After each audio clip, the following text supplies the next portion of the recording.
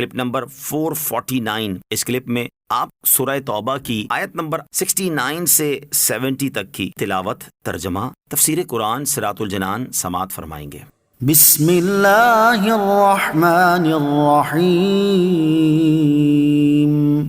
ترجمہ، اللہ کے نام سے شروع جو نہایت مہربان رحمت والا ہے۔ کالذین من قبلکم کانوا اشد منکم قوة واکثر اموالا واولادا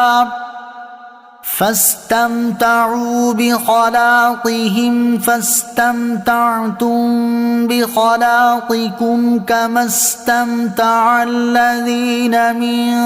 قبلكم بخلاقهم وخضتم كالذي خاضوا أولئك حبطت أعمالهم في الدنيا والآخرة وأولئك هم الخاسرون۔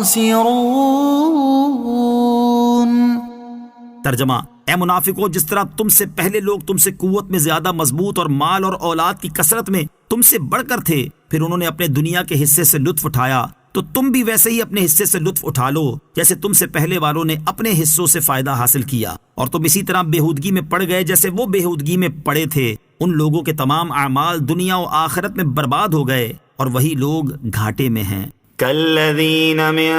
قبلکم، جس طرح تم سے پہلے لوگ، یعنی اے منافقوں، تم گزشتہ زمانے کے ان لوگوں کی طرح ہو جو قوت میں تم سے زیادہ مضبوط اور مال و اولاد کی کثرت میں تم سے بڑھ کر تھے، پھر انہوں نے اپنی دنیاوی لذتوں اور شہوتوں کے حصے سے لطف اٹھایا۔ اے منافقوں، تم بھی ویسے ہی اپنے حصے سے لطف اٹھا لو اور جو موج مستی کرنی ہے کر لو۔ یہ سارا کلام انہیں ڈانٹ ڈپٹ اور دھمکی کے طور پر ہے۔ مزید فرمایا کہ جیسے پہلے لوگ بےہودگی میں پڑے ہوئے تھے، تم بھی اسی طرح بےہودگی میں پڑ گئے اور تم نے باطل کی اتباع کی اور اللہ عز و جل اور اس کے رسول صلی اللہ تعالی علیہ وسلم کی تکذیب اور مومنین کے ساتھ استہزاء کرنے میں ان کی روش اختیار کر لی، جس کے نتیجے میں ان لوگوں کے تمام اعمال دنیا و آخرت میں برباد ہو گئے اور وہ اس کی وجہ سے خسارے میں پڑ گئے۔ اور اب انہی کفار کی طرح اے منافقین، تم بھی گھاٹے میں ہو اور تمہارے عمل باطل ہیں۔ مال و دولت اور افرادی قوت کی زیادتی کامیابی کی علامت نہیں۔ اس آیت سے یہ بھی معلوم ہوا کہ دنیاوی مال و دولت کی کثرت اور افرادی قوت کی زیادتی کوئی کامیابی کی علامت نہیں، بلکہ اللہ عز و جل کی بارگاہ میں کامیابی ایمان اور تقوی و پرہیزگاری کے ساتھ ہے۔ ایک مقام پر اللہ تعالیٰ ارشاد فرماتا ہے، وما اموالکم ولا اولادکم باللتی تقربکم عندنا زلفا الا من آمن وعمل صالحا فأولئک لهم جزاء الضعف بما عملوا وهم في الغرفات آمنون۔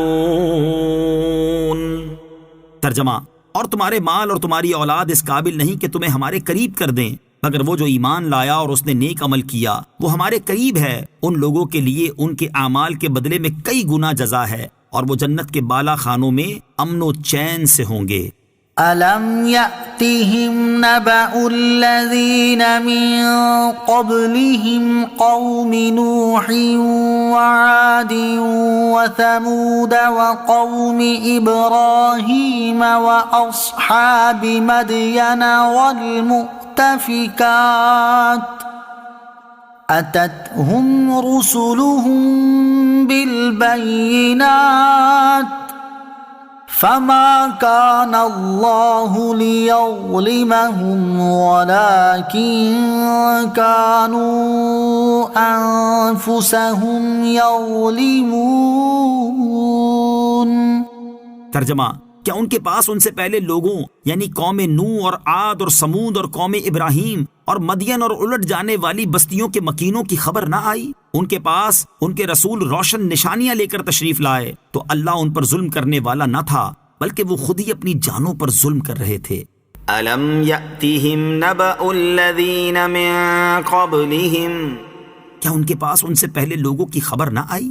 یعنی منافقوں کو گزری ہوئی امتوں کا حال معلوم نہ ہوا کہ ہم نے انہیں اپنے حکم کی مخالفت اور اپنے رسولوں کی نافرمانی کرنے پر کس طرح ہلاک کیا؟ قوم نوح جو طوفان سے ہلاک کی گئی اور قوم عاد جو ہوا سے ہلاک کیے گئے، اور قوم سمود جو زلزلے سے ہلاک کیے گئے، اور قوم ابراہیم جو سلب نعمت سے ہلاک کی گئی، اور نمرود مچھر سے ہلاک کیا گیا، اور مدین والے یعنی حضرت شعیب علیہ الصلوۃ والسلام کی قوم جو بادل والے دن کے عذاب سے ہلاک کی گئی، اور وہ بستیاں کے الٹ دی گئیں اور زیر و زبر کر ڈالی گئیں، وہ قوم لوط کی بستیاں تھیں۔ اللہ تعالیٰ نے اس آیت میں ان 6 کا ذکر فرمایا، اس لیے کہ بلاد شام و عراق و یمن جو سرزمین عرب کے بالکل قریب ہیں، ان میں ان ہلاک شدہ قوموں کے نشان باقی ہیں، اور عرب لوگ ان مقامات پر اکثر گزرتے رہتے ہیں۔ مزید ارشاد فرمایا کہ ان کے پاس ان کے رسول روشن نشانیاں لے کر تشریف لائے تھے، اور ان لوگوں نے تصدیق کرنے کی بجائے اپنے رسولوں کی تکذیب کی، جیسا کہ اے منافقو تم کر رہے ہو، لہٰذا تم اس بات سے ڈرو کہ کہیں انہی کی طرح مبتلا عذاب نہ کر دیے جاؤ۔ سابقہ لوگ اپنی بدعمالیوں کی وجہ سے برباد ہوئے، اور اللہ عز و جل ان پر ظلم کرنے والا نہ تھا، کیونکہ وہ حکیم ہے، بغیر جرم کے سزا نہیں فرماتا، بلکہ لوگ خود ہی اپنی جانوں پر ظلم کر رہے تھے کہ کفر کر کے اور انبیاء کرام علیہ الصلوۃ والسلام کو نہ مان کر عذاب کے مستحق بنے۔